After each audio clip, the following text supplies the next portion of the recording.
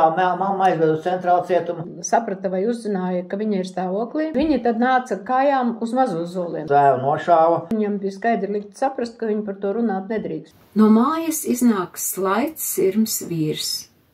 Nesteidzīgā, bet stingrā gaitā viņš aiziet pa vienu no taciņām uz šķūņa priekšu. Iesim kopā ar Dzintaru Kvantu pa viņa 92 gadus mīto dzīves staku. Viņa vecais tēvs un vecā mamma strādāja pie slavenajiem Benjamiņiem.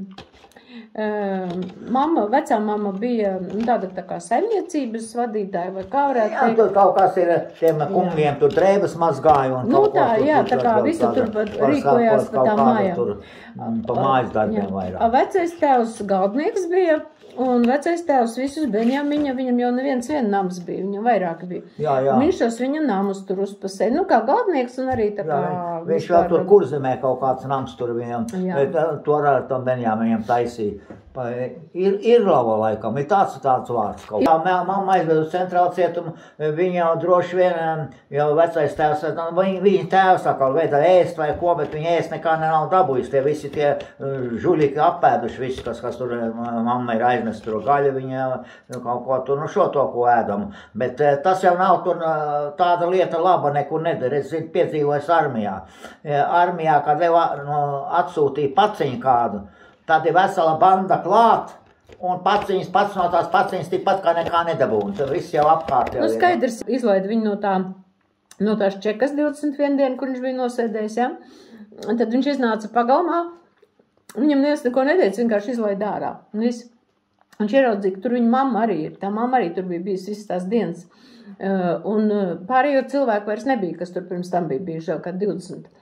Un viņi tad nāca kājām uz mazo zoliem no Madonas. Bet viņi pa ceļam, neviens, ne otrs kaut ko stāstīja par to, kas ir bijis tur, tāpēc, ka tur viņam bija skaidri likt saprast, ka viņi par to runāt nedrīkst. Kad ja tur slikti pateikt, ka labi bija un viss. Viņi šad un tad sauc uz čeku, par cik viņai vīrs bija kaut kur mežā. Viņu sauca šad un tad nevis uz čeku, bet uz miliciju. Atskaitīt, es teiktu, kur viņš ir un tā prat, bet tur neko vairāk. Un 6. jūlijā viņu atkal pasauca.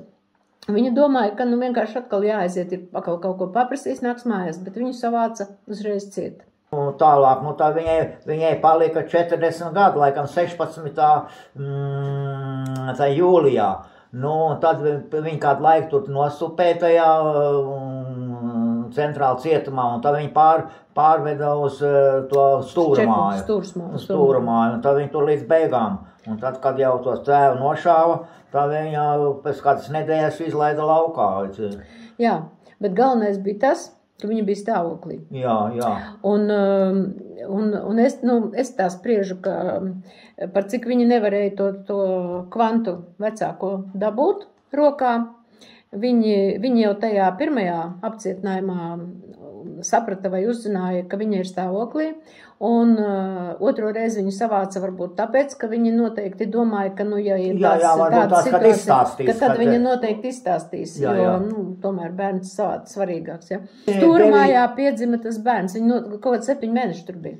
Viņa nebija, viņa jau oktobrī viņa iznāca, tātad viņu jūlijā paņēma jūlijas, augusts, septembris, oktobris, 4 mēneši tātad.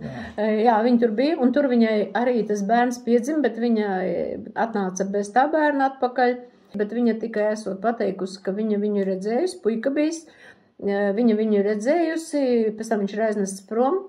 Un tad vairāk viņu nav redzējusi, jo esot pateikuši, ka viņš bija ļoti vārgs un nomiris. Tur jau neko jau viņi nestāstīja, bet tikai tik daudz viņi pateica, ka no visiem, kas ir cietumā kādreiz ir bijuši, tik viens bērns esot izdzīvojis. Varbūt tās kādam patika, tas bērns, varbūt tās nebija tā bērna un paņēma to. Tāda vienība zvaigzne bija, kas meklēja ar detektoriem visādus dzelžus, kara trofejas zem zemes, ja? Un Meņģeles pagastā viņi atrada kannu, lielo piena kannu, transporta kannu, un tajā kannā atrada iekšā filmiņas un Kārļa Kvanta kaut kāda avīze, tur bija 48. gada, kas tur vēl, dažādas personīgas, Siksna, Josta, var sakot, viņa tēva mantas tās bija. Jā, kaut Ulmē laikā virsnieku karaskolā, tad vēl, tā kā tas bija kāds 5 gadu, viņam izlaidums. Šitas tu armijā bija, ja? Jā. Tas armijā viņš ir. Viņš, kur Dzintara tēvs ir. Kārlis Kvants. Viņa vārdā, tas ir, viņam ir tas Nacionālā partizāna pēc nāves arī piešķirts, jā, status, un viņa vārdā ir nosaukta vienu ielu Ogrē. Tas ir Dzintara tēvs. Viņš, tad, kad nedzīvoja bunkuros, tad viņš strādāja uz Gatera pārvietojumā. Ja. To paņēma okupācijas muzejs, un viņi tur visu tur pētīja un studēja kaut kāds vairākus gadus, un tad 16. gadā izveidoja to filmu, jā, 16. gadā izveidoja to filmu Neredzamais karš, un tad šitie te filmēja tos bunkurus, visus tur nāca, Dzintars arī tur redzams. Filmas rādīja kinoteātrī Citadela. Te jau vairākas tas partizāņu vienības bija, te pilns meša viņiem bija, Liepkalna, Odziena. Jā, viņiem jau otrs bunkurs akal bija, viņam tā tēvam jau daudz nebija, 3-4 tie padotie akal, un tad bija otrās mājās, mēs ar to šnoru aizbraucām ar to, kas taisīja tās filmas un visu, bet tur tā māja bija nopirkuši pilsētnieki kaut kas, un mēs te mājā netikām iekšā. Tad vēl bija apšauda, tur bija tāds plaudis, to ievainoja, un viņiem sekvās bija klints, un tad brauca no Rīgas daktera Sudraba, viņu dakterēja tur, bet pa ko te viņiem nebija bailes, vai kas varbūt, ka nāca, un tā tas Laupjānis, tas laikam, kaut kā tur, viņš jau arī bija armijā, Vācu armijā ar virsnieks. Tā, mans krustāvs tas jau bija, es biju kādi 5 gadi, man lika zobeni pacelt gaisā, kad es Latvijas patriots, un tāds arī es biju. Tagad pienāca man 12 gadi, tas bija 23.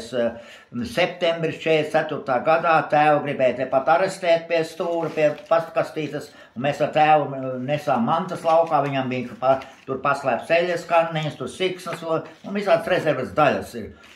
Tas tēvs bija tagad, domāju, bailes bija, kā nesāk meklēt, un viņš kaut kur pārcēlās, tur izkaust, es jau nezināju tās mājas, tikai mums norunāts būs pēc kādām 2-3 dienām, lai pat pasaka, kas pa gaisu ir, vai te kāds meklē vai nemeklē viņu, un tagad es eju tur, viņam bija norunāts, viņš nāca no Caunēniem, no Meņģeles, un es nācu no šitiem, tā viņš sauc, es nevaru iedomāt uz momenta, un es gāju tur, un es nācu no Ograslīča tā ceļa, un viņš nāca no Caunēna ceļa, un tā 2 zaldāti guli beigtu, viena tie kraukļi, tur jau noknāpā ar galvu, vienam jau knapi tur klāti, viss acis un viss, es biju bailes palika, un es tā prastam tēvams, tā tēvs attiek, vai jums nebija nekas, viņiem uz tā ceļa nesot nebijis, bet es nācu pa otru ceļu iekšā no tiem, var sakot, Ograslīšu ceļinā. Bet 49. gada oktobrī tas tēvs, viņš nedzīvoja te vairs, viņš tur nakšņoja pie visādiem cilvēkiem Meņģeles pusē tur. Bet te nav tālu, te tā Meņģele tuvu ir iet pat taisno pār tām upēm un mežiem, tad te laikā vēl bija ceļi kaut kādi. Un tas tēvs nāca, var sakot, bija jau uzzināts, kur tie visi tie partizāņi ir, un viņus jau vaktēja. Un tad vienā reizē viņš, nedomādams, ka tas tā ir, viņš nāca tur pa tādu vienu taku, un tad viņu ātri vienā plenca vairāki ar automātiem, un saņēma ciet, un tad pēkšņi parādījās, tur no tāda līkuma mežiņa tā ceļā, tā parādījās zirgs ar braucēju ratiem. Tas piebrauca klāt, un kaut kādā dīvainā kārtā, toreiz tā likās, tagad, kas nezina, ja, kāpēc tu, parasti tādās vietās neļauj cilvēkiem iet, saka, promējiet vai kaut ko tādu, bet tas zirgs piebrauca, un viņi projām nedzina to zirgu, ne to braucēju, bet paņēma to līķi, iecēla, tēvs bija beigts, jā, nošauts. Iecēla ratos un lika aizvest uz mašīnu, kas tur kaut kāda mašīna, to viņa to čekistu, kur ielikt to līķi iekšā. Bet bija tā, ka tas zirga, tas, kas zirgā bija, tas bija dzirdējis, ka tie čekisti, krievu valodā tur runājuši, esot teikuši, надо было брать живым. Ka viņiem ir noteikums bijis paņemt dzīvi, ka teikuši, ko mēs tagad priekšniecībai teiksim. Nu, lūk, un aizved viņu prom, un viņš nezina, kur tēvs ir. Kur viņš palika, neviens to nezina. Kā tajā mājā nezinu, Lauka Jāņa sievas tēvu ar. Viņu Artur spīdzināja, bet tas jau vēl laikam bija kustēji, un viņu aizved uz mežu, tik dzirdēja, ka šāvieni ir, un ar viņu izmeklēja, tur gadiem meklēja. Viņu aizveda prom. Aizved atkal kaut kur prom, kaut kur iesvieda. Kur viņus tur lika, nezinu, bet viņa tēvam kapavietas nav. Un līdz ar to, tāpēc viņš ir uztaisījis to pieminekli, ka kāda viens tāds fakts vēsturē par viņa tēvu, ka viņš ir pateicis, jau mājiniekiem agrāk, ka ja man tomēr beigās noķers dzīves, es rokā nedošos. Tas nozīmē, ka viņš pats nošausies. Jā, varbūt. Un līdz ar to šobrīd, arī to okupācijas muzejs ir apstiprinājis, ka viņi arī neapgalvo, ka viņu nošāva. Iespējams, viņš nošāvās pats. Jā, jo viņam, protams, ierocis bija. Man jau vēl ir, es nezinu, es nevaru tagad sašukāt rokā.